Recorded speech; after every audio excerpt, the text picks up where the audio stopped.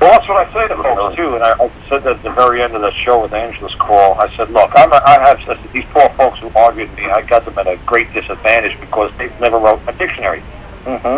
So if they did, then they could actually argue round and round with me, and they try to clear up, because argue just means to polish myself. So they can clear up their beliefs, and I can clear up my beliefs, and we can come to some sort of meeting of the mind. But when somebody speaks this language in this manner, and then you're speaking it this way, and I'm like, no, do you want it to the letter of what it exactly means? I'll tell you exactly what it means. Right. And that's what I said. It was funny on Angela's show. It's like when I said, this might sound ridiculous, but I just said on Angela's show, when the government comes to you and you say, do you believe I am you? you have plural you? but you, at times I am, let me put it this way, at times I am a you. Sometimes I am the you. Okay, so it's a double entendre, it's doublespeak, so the judges love this nonsense. So when I say, do you believe I am you?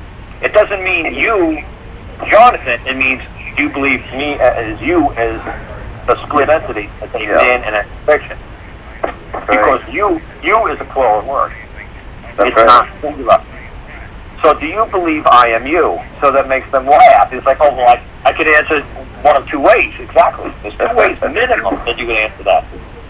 So see, this is what they always do to you. They always do this nonsense to poor Joe Normal by asking him a question that has 2 ways to be answered. Both ways could be right, and both ways could be wrong. That's right. That's right. These are the little things that get us hung up so quickly with just a simple word. And this is why I can't wait till you come up with that book, because it's going to clarify so much that's going on in their courtrooms. And that's the whole trick is that when you can show people it's just all doublespeak. It's all it is.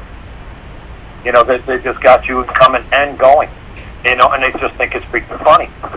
look at my poor friend up the street. He lives up by Craigsville.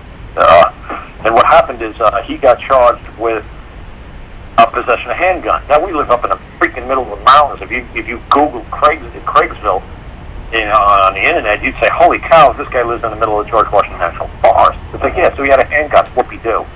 But 20 years ago, he had a misdemeanor domestic violence conviction against him. A misdemeanor, not a felony, misdemeanor. Okay? Like, well, so what, 20 years ago? Yeah. So all of a sudden, now this is a federal charge against him that he had a handgun after a domestic violence misdemeanor conviction 20 years ago. So he went to retain an attorney. He had to come up with $50,000 to retain. That was the cheapest one he could find. Wow. So do you understand? That's what I say to people. So they say, do you understand how much people charge for like what I do? Do you understand that why they don't want somebody like me to come by and just tell you, hey, look, just write 2-3 sentences, we're done. Yeah, it is. Yeah. And the other side can't answer. No, the attorneys are going to write something that the other side can answer, so they could just keep it going on and on and on. The $50,000 was just a retaining fee. You can imagine. And that's the biggest thing it's just a retaining fee. That's the biggest thing you teach is let your paperwork do the talking. Why are you in there talking? But that's what I'm saying. That's just a deposit. It doesn't mean that he wouldn't have been charged another $50,000, $60,000 on top of that. Yeah, exactly. But same. Just like I said, my sister, her attorney, when she got divorced, they wanted a minimum of $20,000 just for an attorney's fee. And I told my sister, I said, I'll show you how to walk in and out of that court in 15 minutes or less.